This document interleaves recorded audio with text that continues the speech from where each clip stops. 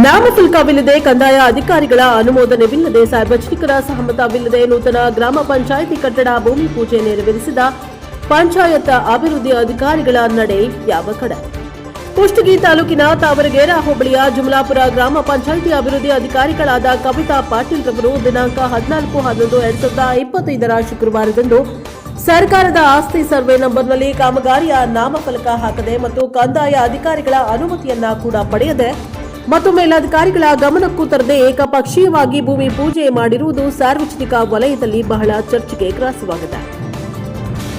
ಸರ್ಕಾರದ ಅಧಿನಿಯಮದಲ್ಲಿ ಯಾವುದೇ ಕಾಮಗಾರಿ ಪೂಜೆ ಮಾಡಬೇಕಾದರೆ ಕಾಮಗಾರಿಯ ನಾಮಫಲಕ ಹಾಕಬೇಕಾಗಿರುವುದು ಕಡ್ಡಾಯ. ಆದರೆ ಇಲ್ಲಿನ ಗ್ರಾಮ ಪಂಚಾಯಿತಿ ಅಭಿವೃದ್ಧಿ ಅಧಿಕಾರಿಗಳು ಸರ್ಕಾರದ ಆದೇಶವನ್ನ ಯಾವುದನ್ನ ಲೆಕ್ಕಿಸದೆ ಏಕಾಏಕಿಯಾಗಿ ಭೂಮಿ ಪೂಜೆ ಮಾಡಿರುವುದು ಖಂಡನಾರ್ಹ ಎಂದು ಗ್ರಾಮದ ಯುವಕರು ಹೇಳ್ತಾ ಇದ್ದಾರೆ. ಕಂದಾಯ ವ್ಯಾಪ್ತಿಯ ಐನಾಪುರ ಸೀಮಾದ ಸರ್ವೆ ನಂಬರ್ 8 ಮತ್ತು 9ರಲ್ಲಿ ಮಾತ್ರ ಸರ್ಕಾರದ ಆಸ್ತಿ ಇದ್ದು ಅದರಲ್ಲಿ ಈಗಾಗಲೇ ಹಲವರಿಗೆ ಭೂಮಿ ಹಂಚಿಕೆ ಆಗಿರುತ್ತದೆ ಮತ್ತು ಈ ಭೂಮಿಯಲ್ಲಿ ಹಲವರು ಅಕ್ರಮವಾಗಿ ಭೂ ಕಬಳಿಸುವ ಯತ್ನದಲ್ಲಿ ಇದ್ದಾರೆ. ಈ ವಿಷಯವಾಗಿ ಕಂದಾಯ ಅಧಿಕಾರಿಗಳಿಗೆ ಲಿಖಿತವಾಗಿ ದೂರು ನೀಡಿದರೂ ಕೂಡ ಅಧಿಕಾರಿಗಳು ಕಣ್ಣೆದ್ದು ಕುರುಡರಂತೆ ವರ್ತಿಸ್ತಾ ಇದ್ದಾರೆ.